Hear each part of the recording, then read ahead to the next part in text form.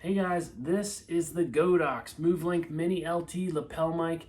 I am currently recording my audio on my iPhone mic so you guys can hear the difference between your regular iPhone mic quality and what this lapel mic is going to sound like. We're going to get this hooked up here in a minute. But first, let's get this thing out of the box. It's really well packaged here. I actually have a really nice box. So this is a charging case. You're going to plug the case in. The case is going to charge the receiver and the lapel mics.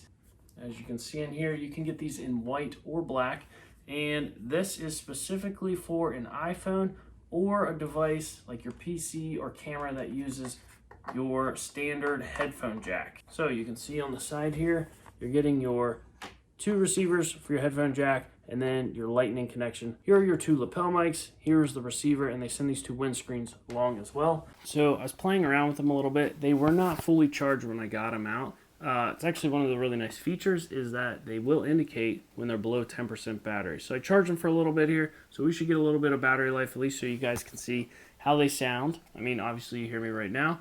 This is how they sound, and this is on the standard setting. So these have a whole bunch of cool features. It makes them a little more complicated to use than a lot of your cheapo like lapel mics that you'll get where you just plug them in and go. These have some cool features, but they make them pretty simple, so you got to kind of read through the manual to figure it out. I'll go over it real quick here, but there is a pairing button here on the box. When you open this up, you need to turn the receiver on and click that. That will guarantee they're paired, but there's LED indicators that will tell you if they're paired or not. Mine paired automatically, so I just plugged the receiver into my phone, took the transmitter off, and the LED switched to a blue light, which means that it's paired. So I knew it was paired, but if they're not pairing for some reason, they do have a pairing light here.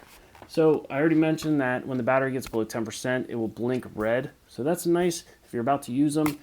They still work when it's blinking red, but at least you have a warning that the battery is about to die. So that's really nice. They also have a mute button. If I click the side here, the LED is going to change to red. So now it's muted. You can probably still hear my voice slightly because I don't have the second transmitter muted here inside the box. Turn this back on. So they are both hooked up right now, so they're both picking up my voice. If you double click this, it's going to go into noise reduction mode. So say there's background noise, cars going by, things like that. I'll turn that on here.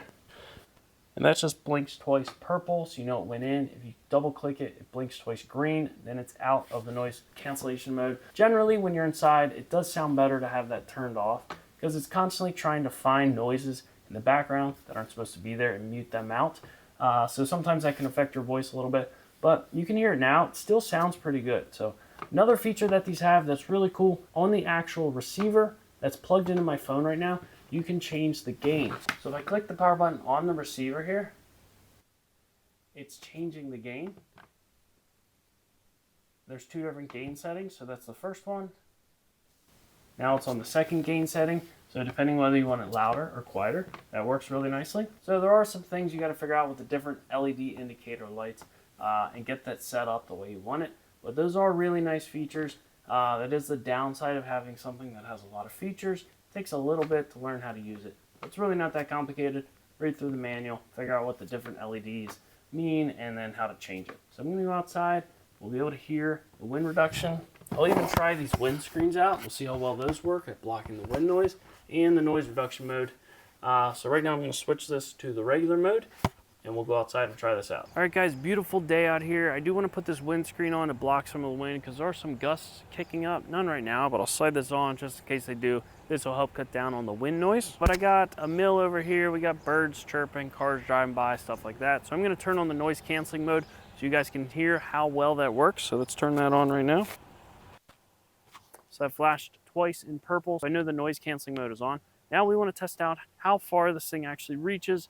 I can walk back here about 100, maybe 120 feet.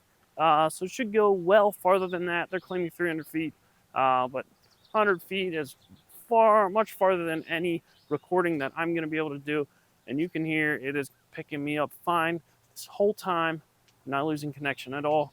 So that's working really well. Overall, this thing has a lot of features. So I'm really happy with it. Sound quality is really good. Noise canceling seems like it's working really well. You can decide that for yourself because you're the one listening to it. But if you're looking for a good quality lapel mic that has some features, I think this one is a great choice.